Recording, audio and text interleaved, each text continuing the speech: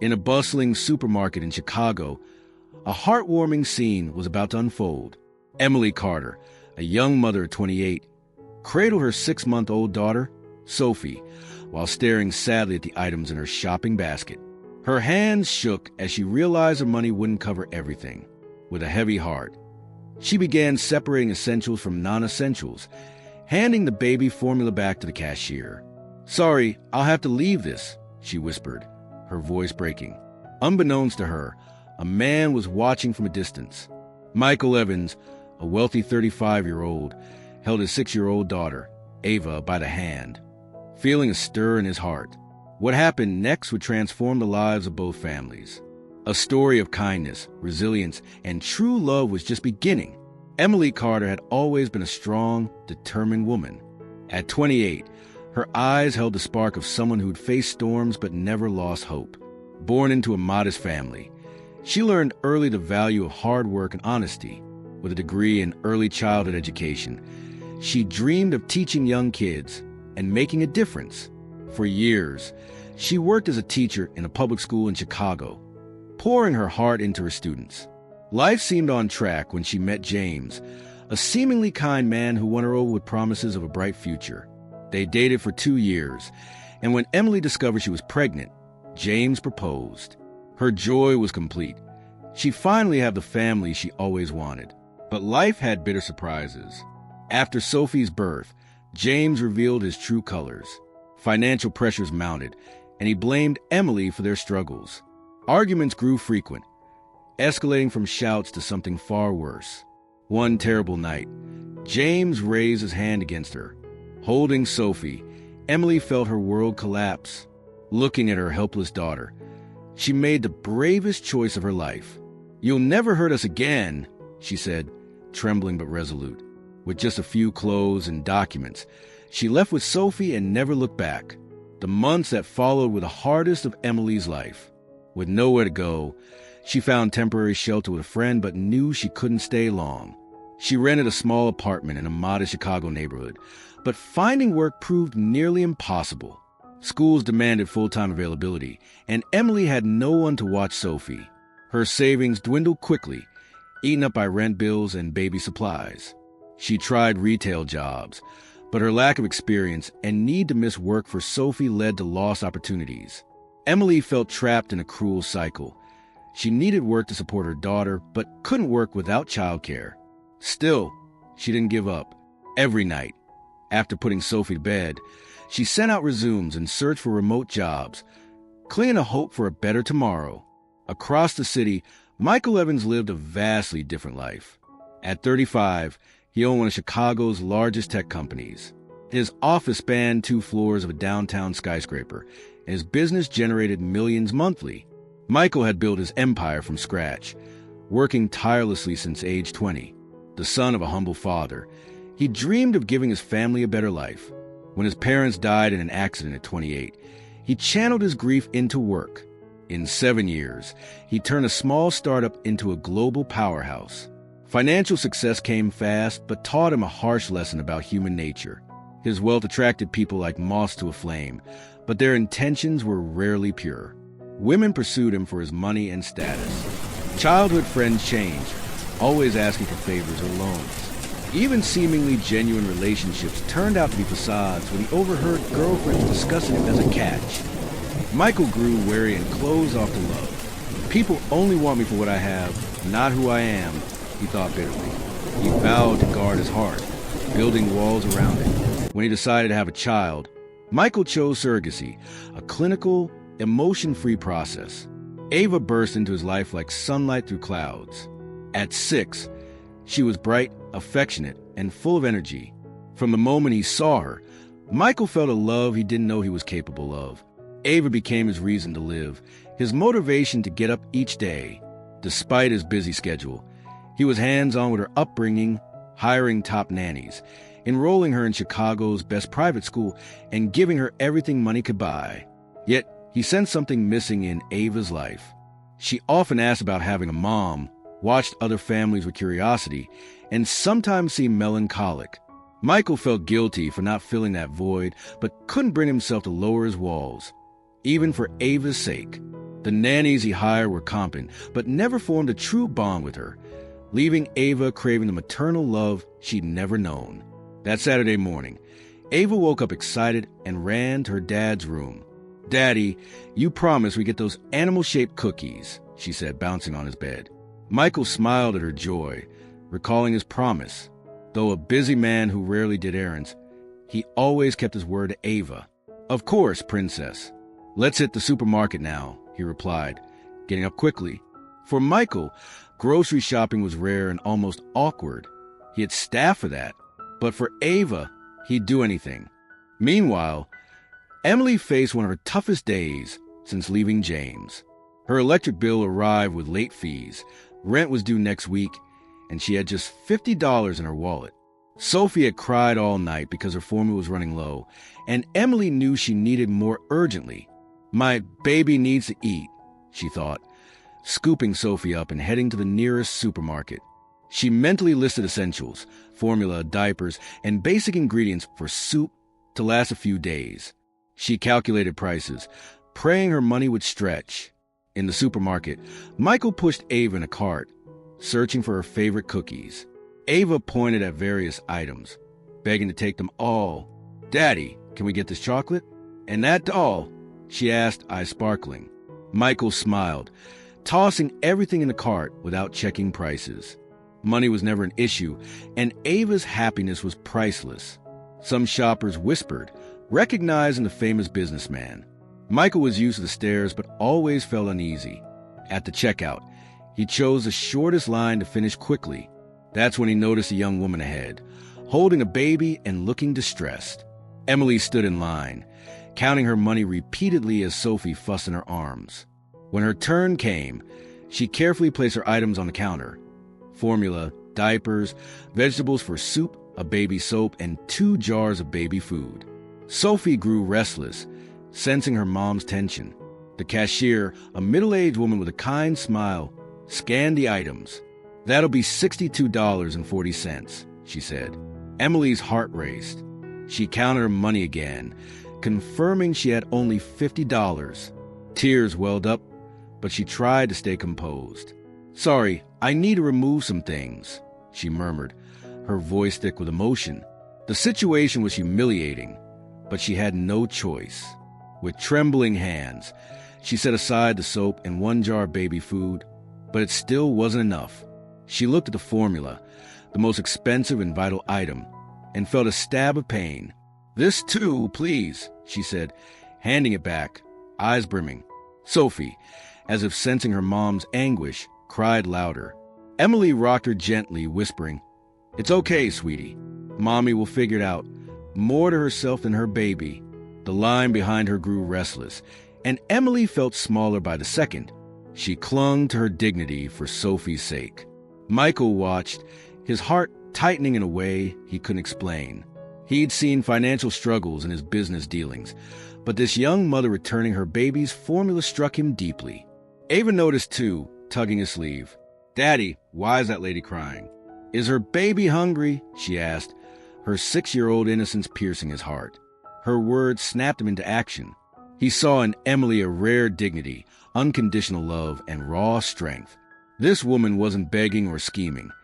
She was fighting to feed her child with what little she had.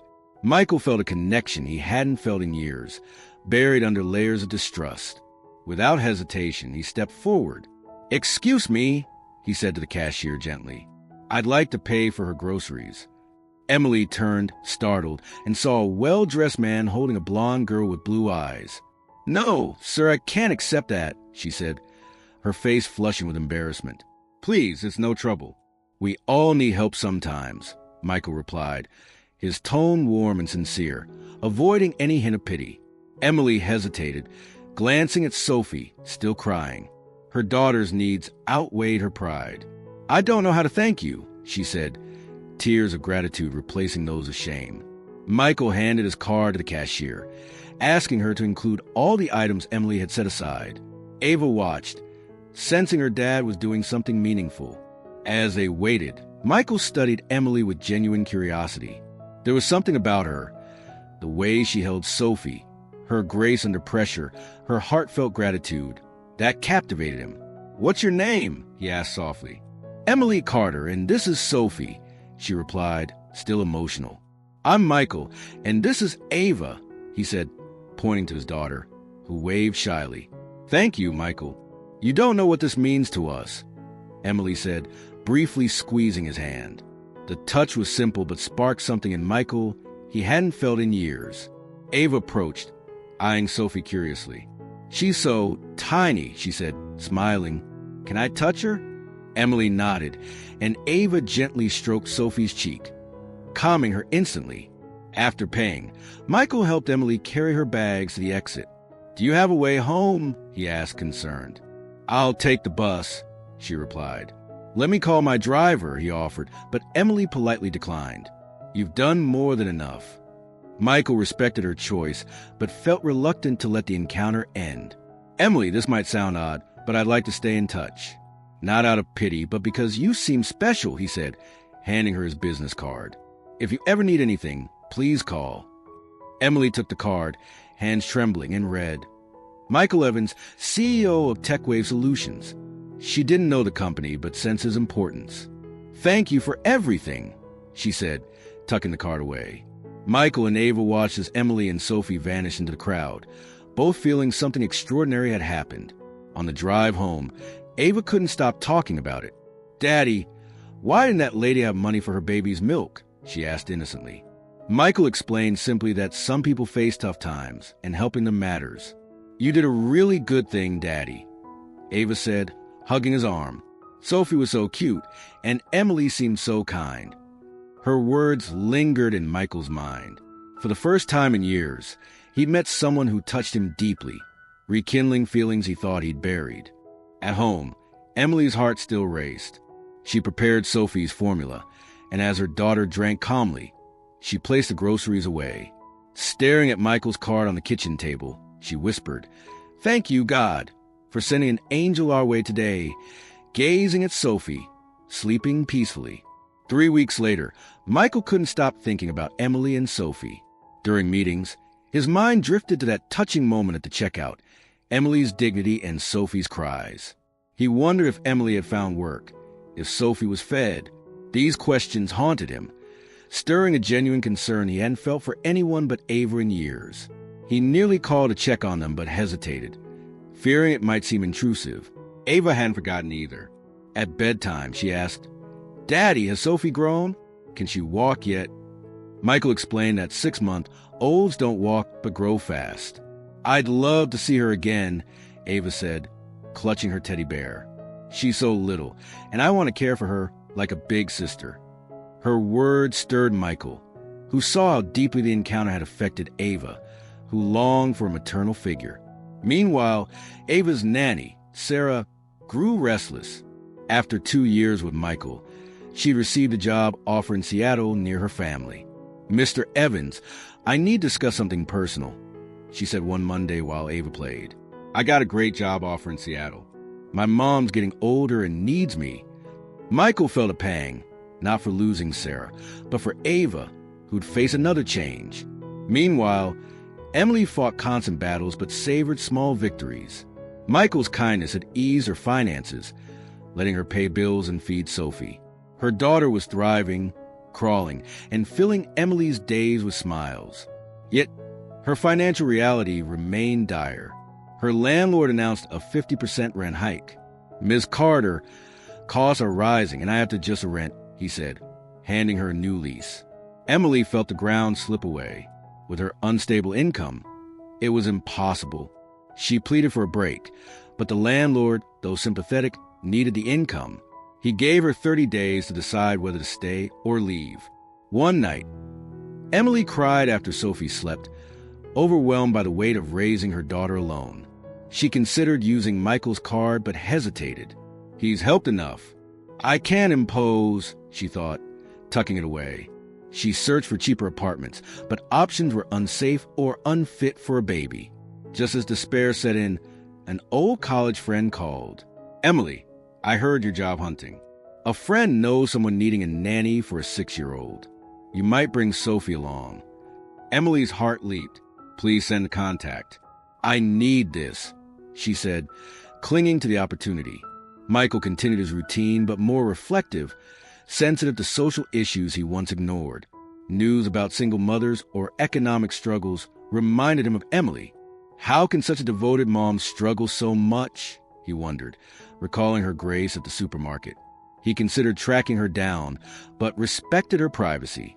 Still, he hoped she'd call. Helping her had awakened a genuine care he hadn't felt in years, as if that chance meeting had unlocked a part of his heart. The next morning, Sarah formally resigned. "I'm sorry to leave, but I need to go next week," she said. "Ava is wonderful, and I hope you find someone even better." Michael thanked her and worried about finding a new nanny. Ava, used to Sarah, was sad but curious about her next caregiver. "Daddy, will you pick someone nice like Sarah?" she asked, hugging his legs. "I'll find someone very special, Princess," he promised, determined to find someone who truly cared for Ava. He tasked his assistant Laura with recruiting. "Laura, find the best nanny candidates for Ava. I want full profiles, impeccable references, and experience with kids her age," he instructed. Laura, familiar with his high standards, replied, "I have contact with top agencies. Can I schedule interviews this week? Any specific profile you prefer?" Michael paused, thinking of Emily's love for Sophie. "Someone who genuinely loves kids, not just doing a job," he said, unaware how much that encounter had shaped him. Emily faced her most daunting challenge yet. With the rent deadline looming, affordable apartments were unsafe. "God, give me strength," she prayed nightly, watching Sophie sleep. Her friend called with nanny job details. "It's a great family. The dad's a businessman, needing someone for his 6-year-old. Good pay, and you can bring Sophie during the transition," she said excitedly. "It starts next week because the last nanny left suddenly." Emily's heart raced. "Please send the contact," she said. Her friend gave her Laura's number, unknowingly linking Emily to Michael. Emily called immediately, introducing herself as a teacher with childcare experience and a 6-month-old. Laura, impressed by her warmth, scheduled an interview for the next day. "You sound promising. Mr. Evans wants someone who truly cares about kids, not just clocking hours," Laura said. "His daughter, Ava, is special, and he wants someone like family." Emily felt a spark of hope.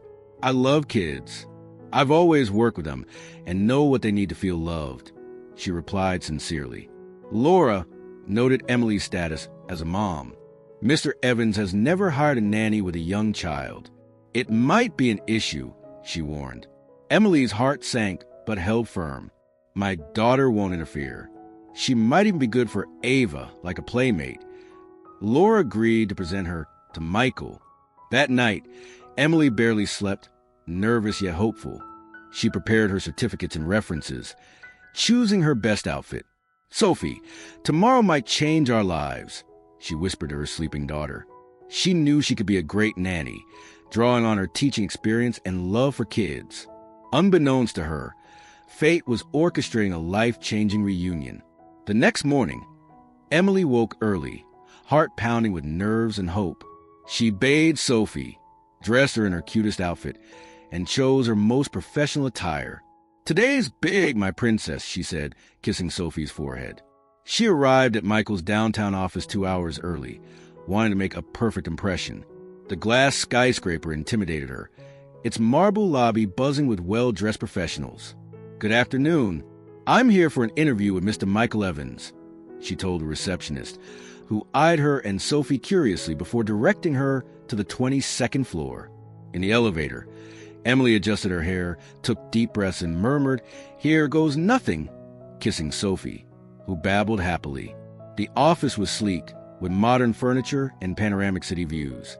Laura greeted her warmly, noting how she handled Sophie.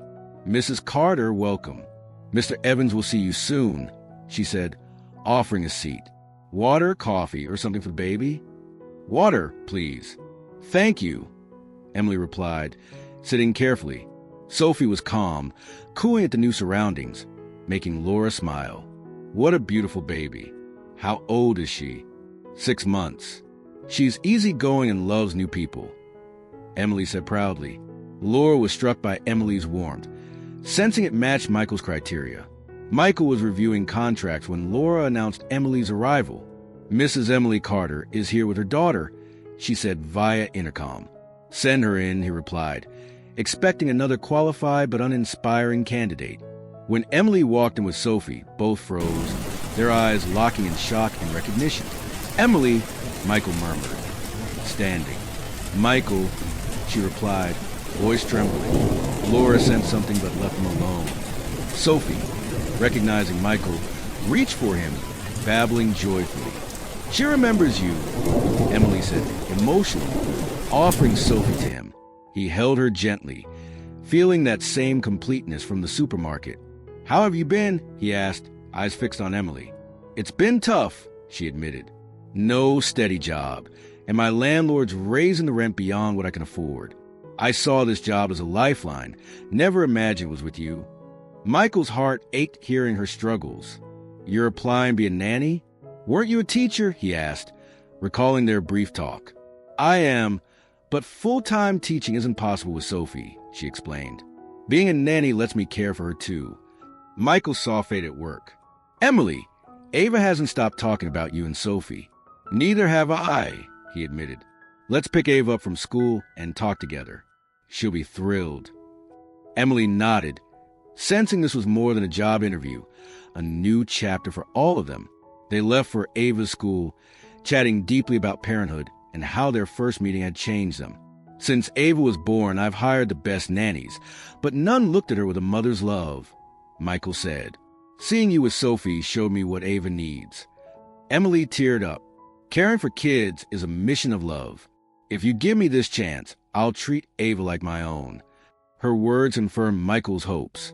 He'd found not just a nanny, but someone to fill Ava's emotional gap. Ava's school was elegant, with manicured gardens and happy kids. "It's beautiful," Emily noted. "Ava must love it." Michael reflected. "It's great, but I wonder if I'm shielding her too much from the real world." They reached Ava's classroom, where she was focused on a drawing. Spotting them, her eyes lit up. "Emily, Sophie," she squealed, running to hug them. Her genuine joy moved them both, confirming the bond formed at the supermarket. Emily knelt, and Ava hugged her tightly. "I missed you so much," Ava said. "I kept asking Daddy when we'd see you again." Michael saw how much Ava needed Emily's warmth. They moved to the school courtyard, where Ava showed Emily her favorite toys, chattering about her life. "I drew you and Sophie," she said, fetching her artwork. The drawings depicted a woman with a baby, crafted with a 6-year-old's care. "This is you holding Sophie," Ava explained, "and this is Daddy buying her milk." Emily teared up, touched by Ava's memory of that day. "These are beautiful. Ava, can I keep one?" Ava beamed, handing her a drawing. Michael watched heartful as Ava expressed love she'd held inside. Sophie woke, reaching for Ava, who carefully stroked her, guided by Emily. "She's so little. Was I like that?" Ava asked. Michael nodded, explaining babies grow fast. "One day, Sophie will play like you," he said. "Cool. She'll be my friend," Ava exclaimed. Their natural bond made them seem like sisters. Michael made a decision. "Ava, would you like Emily to be your nanny?" Ava's eyes widened. "Really? Emily and Sophie will be with us every day?" she asked, bouncing with excitement. "If she accepts," Michael confirmed. Ava hugged Emily. "Please say yes. It'll be like having a mom and a sister." Her words struck Emily, showing this job was a chance to join a family that needed her as much as she needed them. On the drive home, Ava peppered Emily with questions about when she'd start, if Sophie would sleep over, if they'd play daily. Michael and Emily discussed job details, but both knew this was more than professional.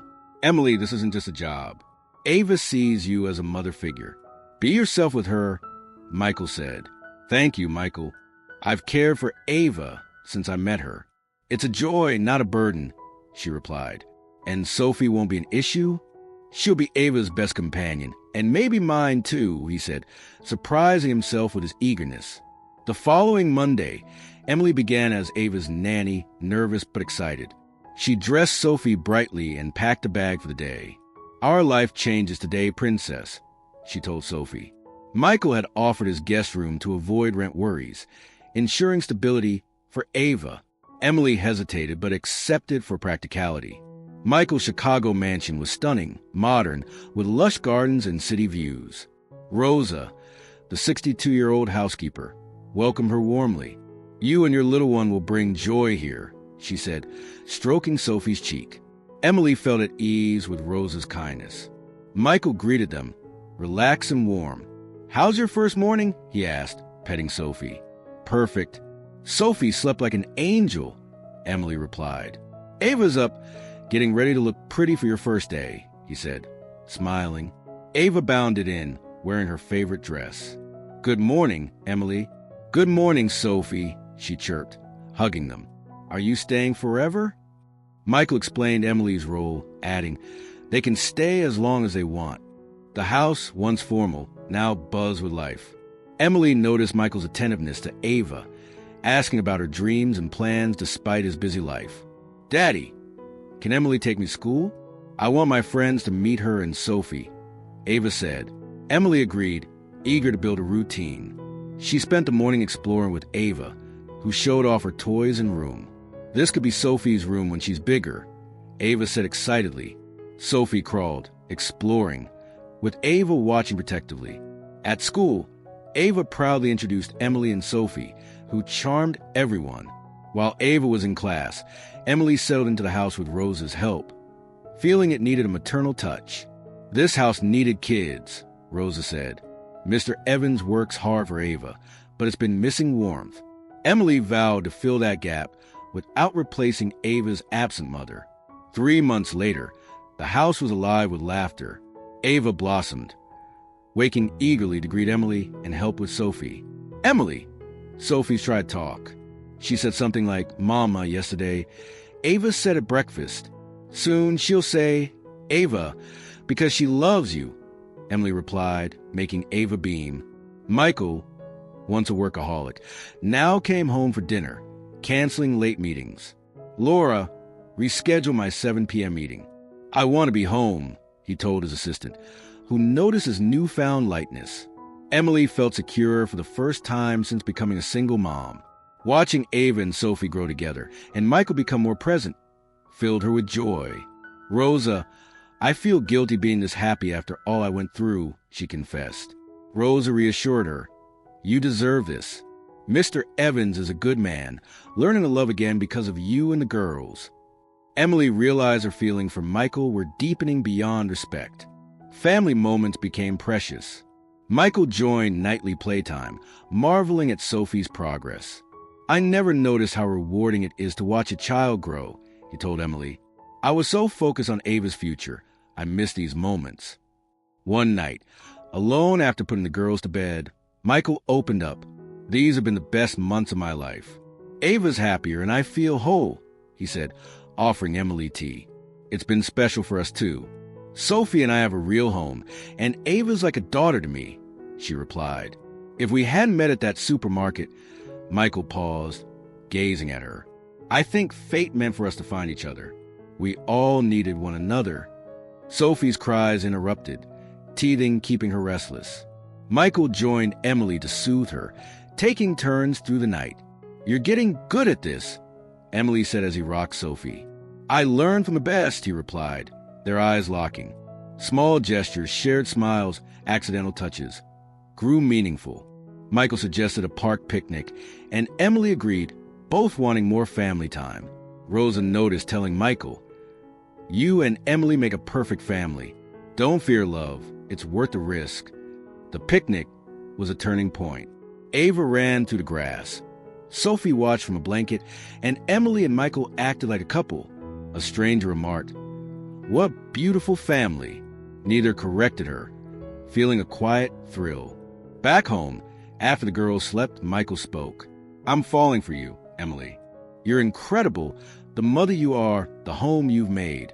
I love you." Emily teared up. "I'm falling for you too, but I'm scared after my past." He held her hands. "I'd never hurt you or Sophie. You're my world with Ava." They kissed, soft and full of promise, sealing their love. They took things slowly, prioritizing the girls. Michael assured Emily, "You and Sophie always have a home here." 3 weeks later, Rosa saw their bond. "You're in love," she teased, hugging Michael. "She's perfect for you and Ava." At Sophie's first birthday, Michael proposed during the party, kneeling with a ring. "Emily, you've made our house a home. Will you marry me and make us a family forever?" Tearfully, she said yes. Ava cheered, "Emily's my mom forever." The wedding in their garden was intimate, with Ava scattering petals and Sophie in Emily's arms. Their vows promised love and family, built on that first act of kindness. 2 years later, the family thrived. Sophie, 3, called Michael Daddy. Ava, 8, was a devoted sister. Emily opened a preschool, supported by Michael, who balanced work and family. "If I hadn't gone to that supermarket," he mused one night, watching the girls play. Emily smiled. Fate would have found another way. True love always does. Under the starry Chicago sky, they knew they'd build a legacy of love, kindness, and gratitude. I loved sharing this story with you. Leave a comment telling me where you're watching from and what you thought. Don't forget to subscribe for more exciting stories.